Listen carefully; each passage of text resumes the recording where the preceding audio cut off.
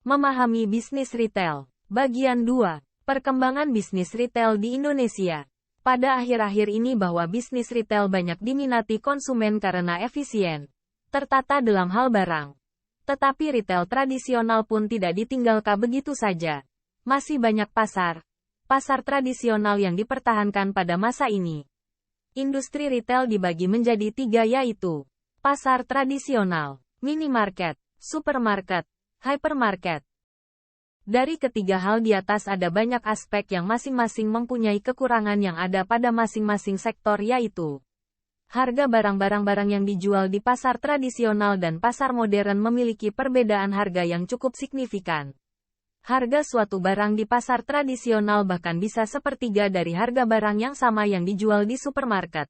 Terutama untuk produk-produk segar seperti sayur-mayur serta bumbu-bumbu dapur seperti bawang merah, bawang putih, jahe, lengkuas, merica, cabai merah, cabai rawit, dan lain sebagainya. Tawar-menawar. Berbelanja di pasar tradisional memungkinkan pembeli untuk menawar harga barang-barang hingga mencapai kesepakatan dengan pedagang. Jika cukup pintar menawar, Anda bisa mendapatkan barang dengan harga yang jauh lebih murah. Sedangkan di pasar modern, pembeli tidak mungkin melakukan tawar-menawar karena semua barang telah dipatok dengan harga pas. Diskon. Untuk urusan diskon, sejumlah supermarket memang sering memberikan berbagai penawaran yang menggiurkan.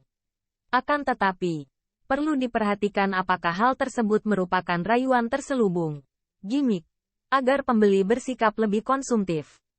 Tak jarang, orang menjadi lapar mata ketika berbelanja di supermarket dan tergoda membeli barang-barang yang tidak mereka butuhkan.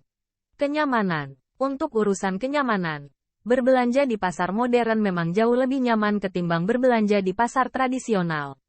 Berbagai supermarket memiliki area yang lebih luas, bersih, rapi, dan dilengkapi dengan pendingin ruangan. Sedangkan pasar tradisional menempati area yang lebih sempit, sumpek, sesak, dan tak jarang mengeluarkan bau kurang sedap. Kesegaran produk. Untuk produk-produk segar seperti daging, ikan, sayur-mayur, telur, dan lain sebagainya, pasar tradisional biasanya menyajikan produk yang jauh lebih segar ketimbang supermarket, karena belum ditambahkan zat pengawet. Logikanya, pedagang di pasar tradisional memiliki dana yang cukup terbatas sehingga hanya mampu membeli pasokan barang dengan jumlah tidak terlalu banyak. Dengan demikian, produk-produk yang dijual pun lebih terjaga kesegarannya. Peran bisnis retail. Usaha eceran atau usaha retail mempunyai peran yang sangat penting baik ditinjau dari pihak konsumen atau dari pihak produsen. Dari pihak produsen, peritel dipandang sebagai pihak yang ahli dalam bidang penjualan produk perusahaan. Peritel adalah ujung tombak perusahaan yang akan sangat menentukan laku tidaknya produk perusahaan. Peritel adalah sumber informasi yang sangat berharga mengenai produknya. Hadiah, iklan, dan undian diberikan kepada konsumen dari peritel.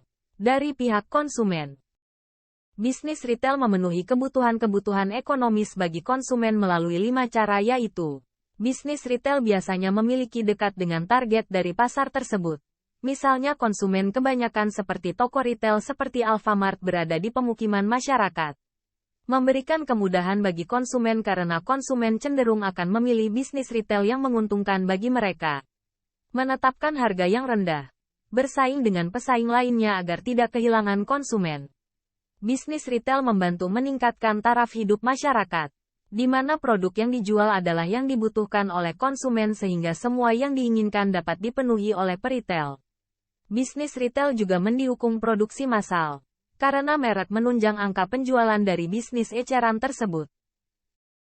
Fungsi retail. Industri retail memegang peranan penting dalam perekonomian suatu negara, terutama berkaitan dengan proses pendistribusian berbagai macam produk yang dibutuhkan oleh masyarakat, yaitu melakukan transaksi jual-beli pada tempat yang telah ditentukan sesuai dengan kenyamanan dan kemudahan dalam bertransaksi. Peritel memberikan pilihan terhadap konsumen untuk memilih barang yang akan dikonsumsi agar dapat mencapai kepuasan puncak konsumen. Peritel tidak hanya mengecer barang persatuan tetapi ada juga yang menjual dengan jumlah banyak sehingga dapat didistribusikan kembali. Peritel diharapkan dapat membuat kemasan yang lebih menarik, Menyimpan produk yang diperjualbelikan agar tetap tersedia pada tingkat harga yang relatif rendah. Penyaluran produk melalui sistem distribusi. Memberikan layanan yang maksimal seperti purna jual dan keluhan pelanggan. Memberikan fasilitas kredit dan fasilitas sewa. Meningkatkan